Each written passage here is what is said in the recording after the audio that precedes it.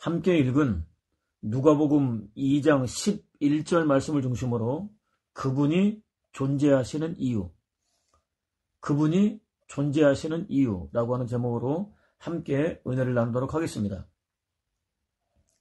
하나님께서 율법으로 하여금 사랑하는 당신 백성들을 완벽하게 지배할 수 있도록 허락하셨습니다. 누구도 감히 도전할 수 없는 당신의 절대 주권으로 작정하셨습니다. 율법은 성민 이스라엘을 완벽하게 지배했습니다. 조금도 빈틈없이 다스렸습니다. 압제했습니다. 어디 얼마나 할 수 있는지 한번 보자고 비웃었습니다. 조롱했습니다. 사실 여호와께서는 성민 이스라엘에게 너희가 내 말을 잘 듣고 내 언약을 지키면 너희는 모든 민족 중에서 내 소유가 되겠고 너희가 내게 대하여 제사장 나라가 되며 거룩한 백성이 되리라 라고 약속해 주셨습니다. 그들이 당신과 맺은 언약이 담겨있는 율법을 지키기만 하면 당신의 소유 곧 보석같이 특별히 아끼고 소중하게 여기는 존재로 삼겠다고 약속해 주셨습니다. 열방 가운데 가장 귀하게 여기는 백성 삼겠다고 약속해 주셨습니다. 하나님과 열방을 중재하는 거룩한 제사장 나라는 물론 그들을 다스리는 왕같은 나라로 삼겠다고 약속해 주셨습니다. 열방과는 달리 택함받은 백성으로서 오직 당신 한 분만 섬기는 성민 삼겠다고 약속해 주셨습니다. 하나님의 약속을 전해들은 성민 이스라엘은 한껏 고무되었습니다. 하나님의 약속을 받아들였습니다. 여호와께서 무엇이라고 말씀하시든 우리가 한 가지도 빼놓지 않고 모두 다 그대로 실천하겠습니다 라고 대답했습니다. 조금도 망설이지 않고 기꺼이 다 순종하겠다고 대답했습니다. 현실은 결코 녹록하지 않았습니다. 그들은 율법 앞에서 너무나 무기력했습니다. 철저한 불가항력을 느꼈습니다. 어떻게 할 도리가 없었습니다. 마음을 굳게 먹고 노력하고 또 노력해도 율법의 요구를 만족시키기에는 턱없이 부족하기만 했습니다. 빈틈없이 다스리는 율법의 지배로부터 벗어날 수 없었습니다. 하루하루 율법이라는 수렁에 더 깊이 빠져드는 것 같았습니다. 곤고함에 빠진 상태에서 허우적거렸습니다. 그들이 가진 모든 힘과 능력과 지혜와 지식을 다 동원해도 도무지 빠져나올 수 없었습니다.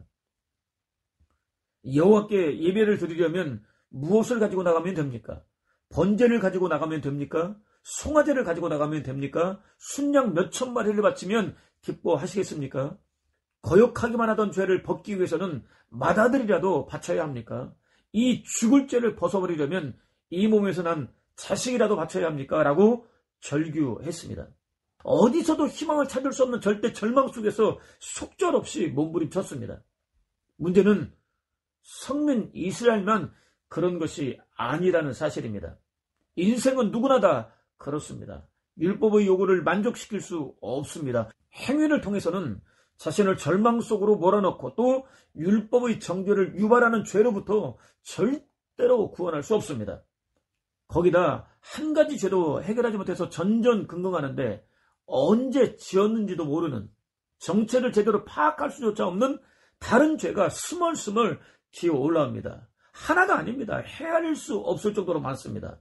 더 솔직하게 더 정확하게 표현하면 죄가 나입니다. 내가 죄입니다. 나와 죄는 도무지 때려야 뗄 수 없는 완벽한 하나입니다. 치를 떨면서 거부하고 외면해도 떨어지지 않습니다. 죄에 완전히 매몰되어 살 수밖에 없습니다.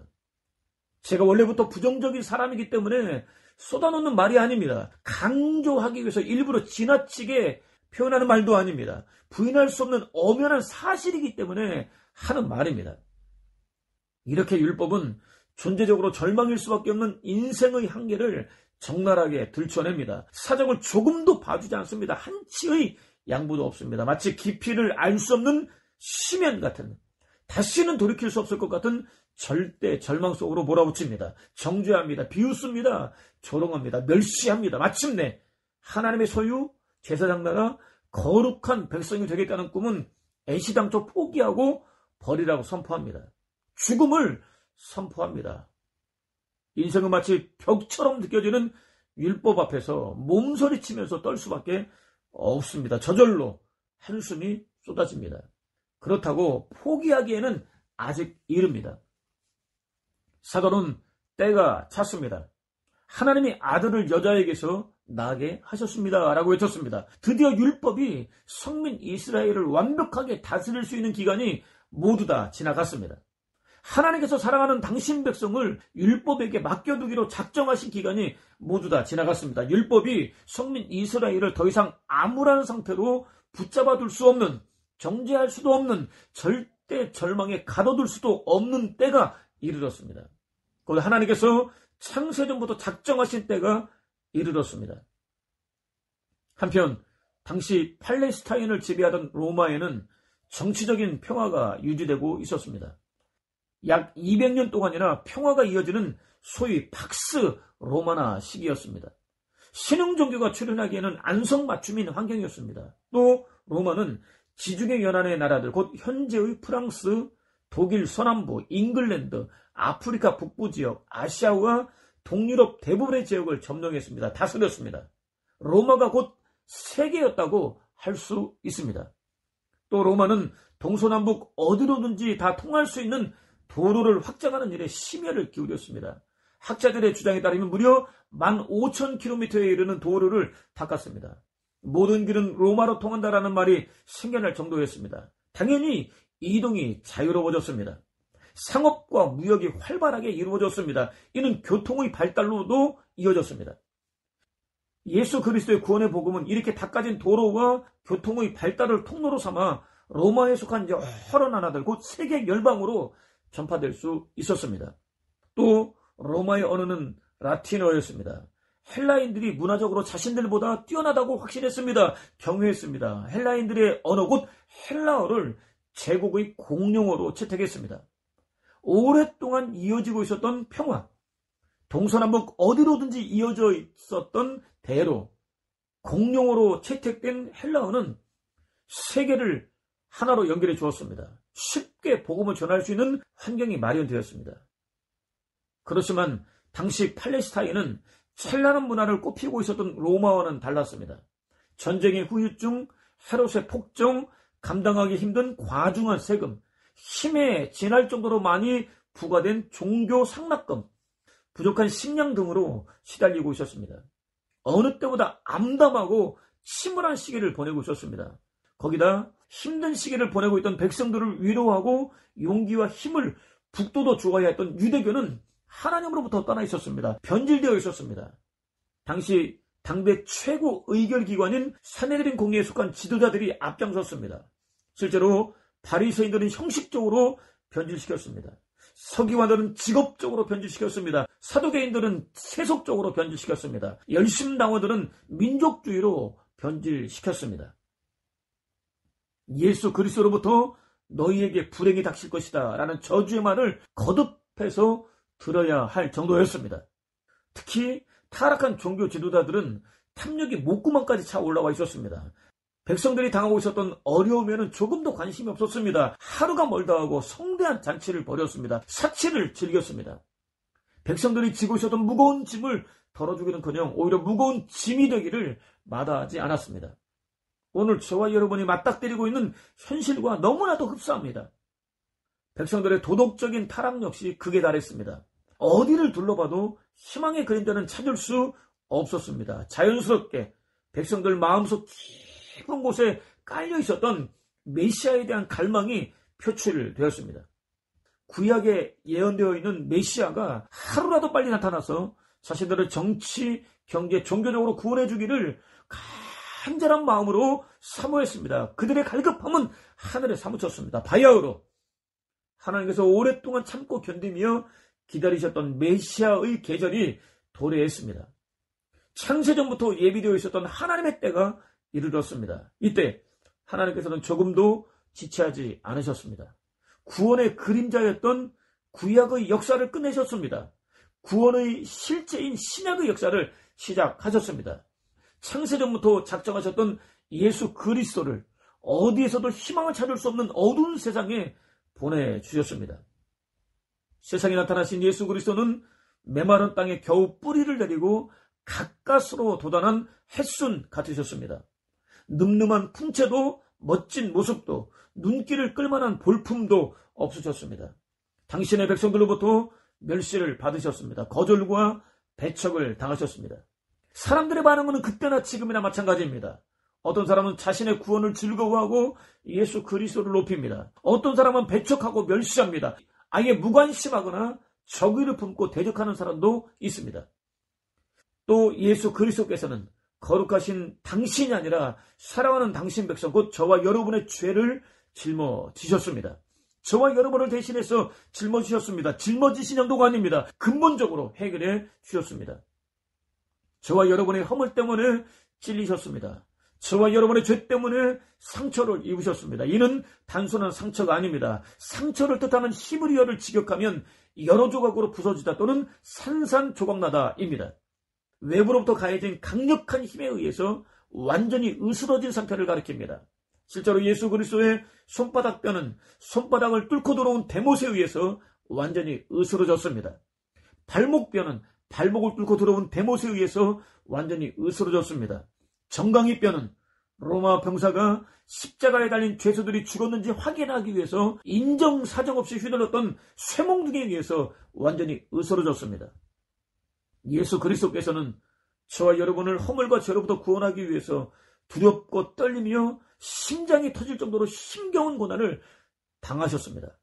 저와 여러분이 평화를 누릴 수 있도록 징계를 받으셨습니다. 저와 여러분을 고쳐주시기 위하여 살점을 파헤치고 들어와서는 선지피해가 사방으로 솟구쳤다가 흐르게 만드는 채찍을 무려 39대나 맞으셨습니다. 창조주가 피조물에게 죽기 일보 직전이 될 때까지 무자비하게 맞으셨습니다. 알량한 저와 여러분으로서는 도무지 용납할 수 없는 고난을 당하셨습니다. 사실 저와 여러분은 하나같이 그릇 행하였습니다. 제각기 가고 싶은 길로 갔습니다. 죄로 충만했습니다. 길을 잃었습니다. 어디로 가야 할지 모른 채 헤매며 방황했습니다.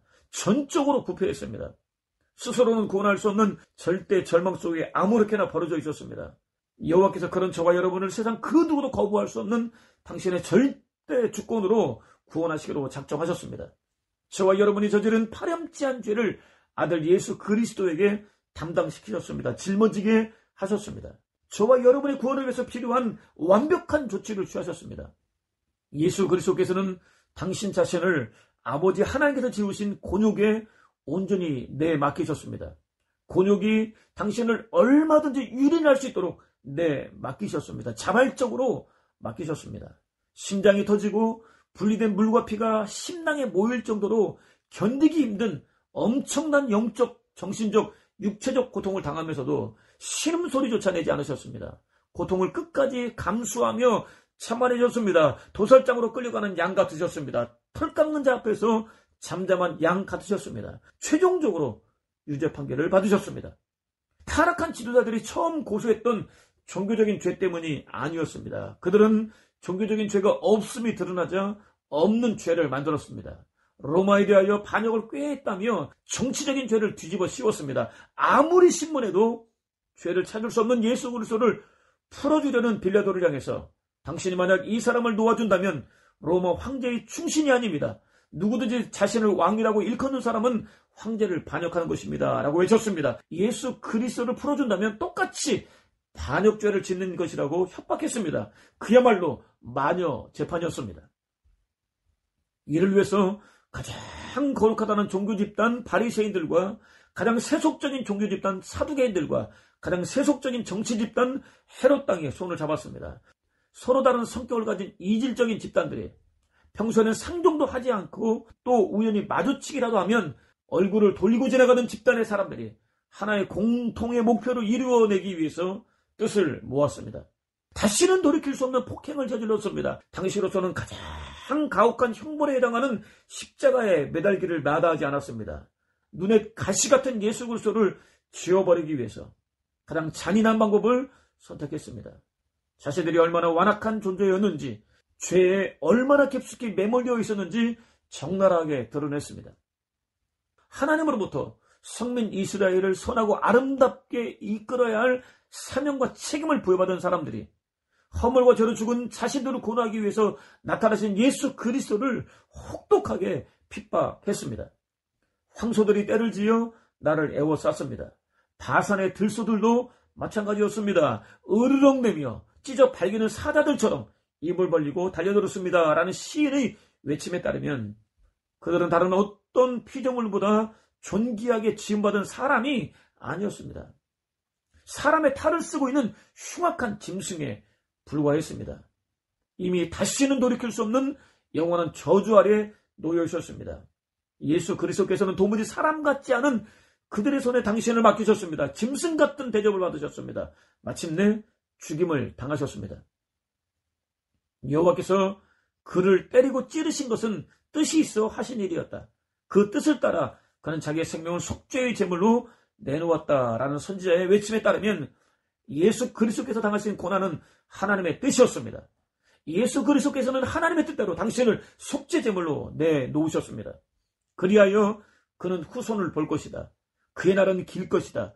그의 손을 통해서 여호와께서 기뻐하시는 뜻이 이루어지게 되리라 라고 이어지는 선지자의 외침에 따르면 하나님께서는 당신을 허물과 죄로 죽은 인류 구원을 위한 유일무이한 제물로 내놓으신 예수 그리스도를 받아주셨습니다. 당신의 거룩한 공의를 만족시키는 속죄 제물로 받아주셨습니다. 영원한 죽음으로부터, 영원한 저주로부터, 영원한 지옥 불구덩이로부터 일으켜 세워주셨습니다. 살려주셨습니다.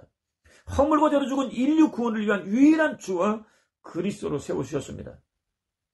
인류 곧 저와 여러분의 구원을 완벽하게 이루어 주셨습니다.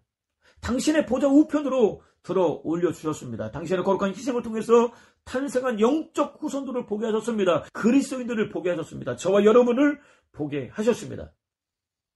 또 한 번의 하나님의 때가 도래하면 호령과 천사장의 소리와 하나님의 나팔 소리와 함께 다시 이 땅에 나타내 보여주실 것입니다. 예수 그리스도의 거룩한 희생을 통해서 당신의 거룩한 잔으로 거듭난 족속과 백성과 방언과 나라를 한자리에 불러 모아주실 것입니다. 예수 그리스도께서 통치하시는 거룩한 나라를 세워주실 것입니다. 더 이상 죽음도 슬픔도 울부짖음도 고통도 없는 하나님 나라입니다. 오늘 다윗의 동네에 너희를 위하여 구주가 나셨으니 곧 그리스도 주시니라 라는 증거대로 예수 그리스도께서 칠흑같이 어두운 세상에 나타나신 이유는 하나입니다. 보통 사람들은 견디기 힘든 혹독한 핍박과 조롱과 멸시를 받으신 이유도 하나입니다. 물과 피를 한 방울도 낭비지 않고 모두 다 흘리신 이유도 하나입니다. 십자가에 못 박혀 죽으신 이유도, 부활하신 이유도, 승천하신 이유도, 다시 이 땅에 재림하시는 이유도, 당신이 통치하는 거룩한 나라를 세우신 이유도 마찬가지입니다. 너희를 위하여라는 구절을 통해서 확인할 수 있습니다. 저와 여러분을 영원한 죽음과 영원한 저주와 영원히 꺼지지 않는 불과 유황이 타고 있는 지옥 불구덩이로부터 완벽하게 구원해내시기 위해서입니다. 한 치 앞도 내다볼 수 없는 칠흑같이 어두운 환경, 상황, 조건 속에서도 낙심하거나 절망하며 주저앉지 않도록 하시기 위해서입니다. 아주 무너지지 않도록 하시기 위해서입니다. 오히려 어떤 환경과 상황과 조건 속에서도 결코 사라지지 않는 영원한 희망을 노래하도록 하시기 위해서입니다. 그렇습니다. 예수 그리스도께서 존재하는 한 가지 이유는 바로 저입니다.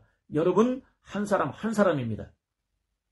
2022년 예수 그리스도의 나타나심을 축하하는 예배를 드리고 있는 오늘, 저와 여러분의 마음속 깊이 단단히 새겨놓아야 할 너무나도 중요한 사실입니다. 기억하십시오. 여호와께서는 성민 이스라엘을 오랫동안 종살이하던 절망의 땅 이집트로부터 구원해 주셨습니다. 저와 여러분을 허물과 죄로 죽은 절망의 자리로부터 구원해 주셨습니다. 성민 이스라엘이 끝없이 펼쳐지는 위험한 광야, 곧 없어야 할 불뱀과 정갈들은 득실거리고 반드시 있어야 할 물은 눈을 씻고도 찾을 수 없었던 메마른 광야를 안전하게 지나갈 수 있도록 인도해 주셨습니다. 저와 여러분이 고해와 같은 인생을 얼마든지 살아낼 수 있도록 인도해 주고 계십니다. 성민 이스라엘을 위하여 단단한 반석으로부터 문을 내셨습니다. 그들의 조상들은 알지 못했던 만나를 하늘로부터 내려주셨습니다. 단 하루도 거르지 않고 매일 내려주셨습니다. 고기를 먹고 싶다고 외치자 매출하게도 내려주셨습니다. 이와 이 사이에 낀 고기를 다 빼내기도 전에 내려주셨습니다. 입에서 냄새가 날 정도로 충분히 먹여주셨습니다. 인생으로서는 누구도 감히 생각할 수 없었던, 아니 상상조차 할 수 없었던 놀라운 방법으로 필요를 넘치도록 풍성하게 채워주셨습니다.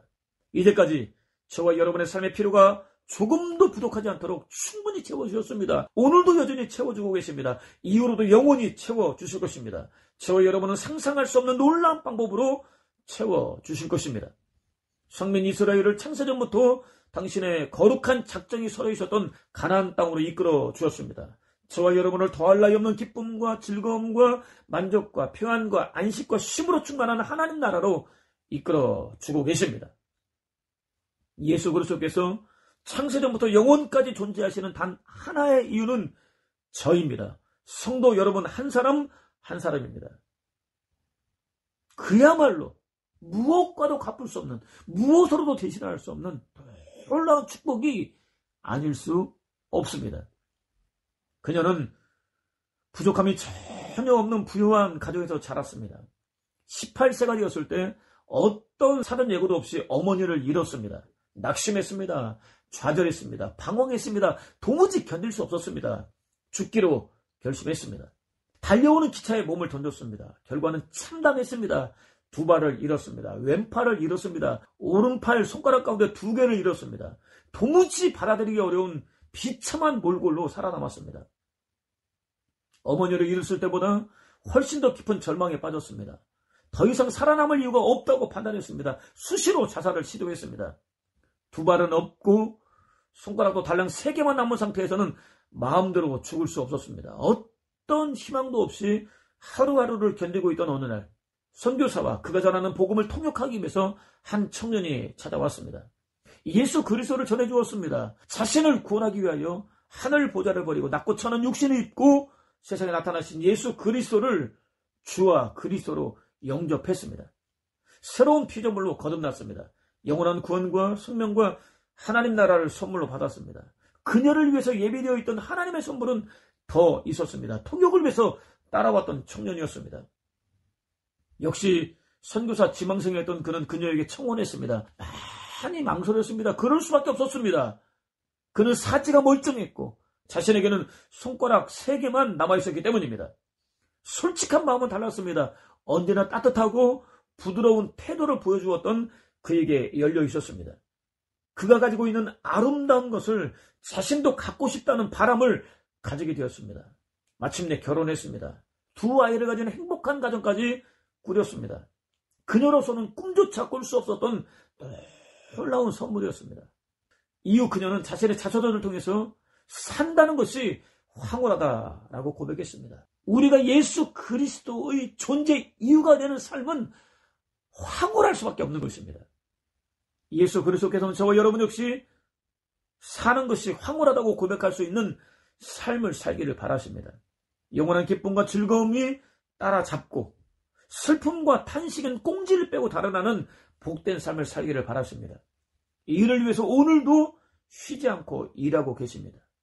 저와 여러분은 예수 그리스도께서 영원전부터 영원까지 존재하시는 이유입니다. 무엇과도 바꿀 수 없는 너무나 소중한 은혜입니다. 너무나 소중한 축복입니다.